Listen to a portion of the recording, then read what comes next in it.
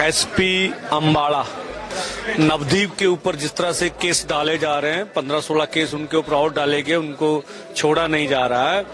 और जो शहीद भगत सिंह यूनियन के और भी लीडर्स के वारंट से निकाले जा रहे हैं, उनके लिए हम लोग जो 17 जुलाई को एसपी अंबाला के खिलाफ 2 दिन का मोर्चा लगाएंगे। एक तो अनाउंसमेंट है, दूसरा जो 2 जुलाई को हमने एमपीज को मांग पत्र देने थे, 240 भाजपा के छोड़कर एनडीए और जो विपक्ष के नेता हैं, अब वो हम लोग 8 जुलाई को देंगे। एक तो दो अनाउंसमेंट। इसी के साथ साथ हम सरकार से आह्वान कर रहे हैं कि जितनी जल्दी हो सके वो जितने उन्होंने बॉर्डर रास्ते बंद कर रखे हैं, जो एनएचए के ऊपर उन्होंने दीवारें निकाल रखी है, वो गिराएं और रास्ते खोले। इससे पंजाब की अर्थव्यवस्था का, ट्रांसपोर्टर का, व्यापारियों का, आम जनता का बहुत नुकसान हो रहा, हमें भी मुश्किलें आ रही है।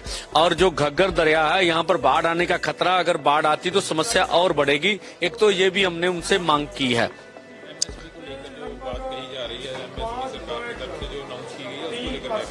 देखिए, एमएसपी जो कही जा रही है, एमएसपी के ऊपर जो रेट बढ़ाने की बात है, वो तो लंबे समय से चल ही रही है, वो कोई नई बात नहीं है।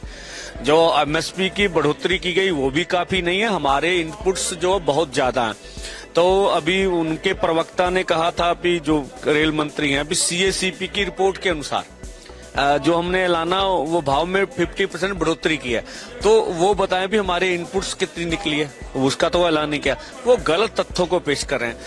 अगर ये ऐलान करने से कुछ नहीं होगा, जितने भी फसलों का 23 फसलों का भारत सरकार ऐलान करती है, ऐलान तो कर रही है, लेकिन उसके ऊपर खरीद की गारंटी कानून बनाए। खरीदी कोई नहीं जाती। पंजाब में गेहूं या धान खरीदी जाती है, थोड़ा सा गन्ना है या कपास है, वो भी सारी नहीं खरीदी जाती। तो हमारा सवाल यह है भी खरीद कीजिए आप। खरीद करने के बाद अगर आप कहते हैं हमने वो सीएसीपी की रिपोर्ट के अनुसार इनपुट्स के ऊपर 50% बढ़ोतरी दी है, तो उसका हमें बात करके दिखाई भी किस तरह से दिया, आप सवालों का जवाब दिए। तो मुझे लगता है ये नाकाफी है, ये कोई किसानों की समस्या का हल नहीं है।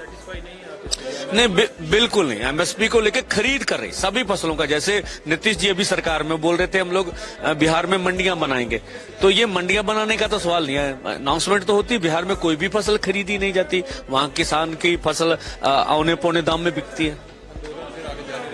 हाँ, आंदोलन तब तक जारी रखेंगे जब तक समस्याओं का हल नहीं हो जाता। आज देखिए, बहुत दुखद है, देश के 24 लाख युवा जिन्होंने एमबीबीएस के टेस्ट दिए, इसमें आप देखिए अरबों खरबों का घपला निकल के सामने आया। मोदी सरकार अपने आप को पारदर्शी सरकार और भ्रष्टाचार मुक्त सरकार बोलती है। पहले अपने चोन बांट में देखा, अब ये कार्यक्रम हो गया।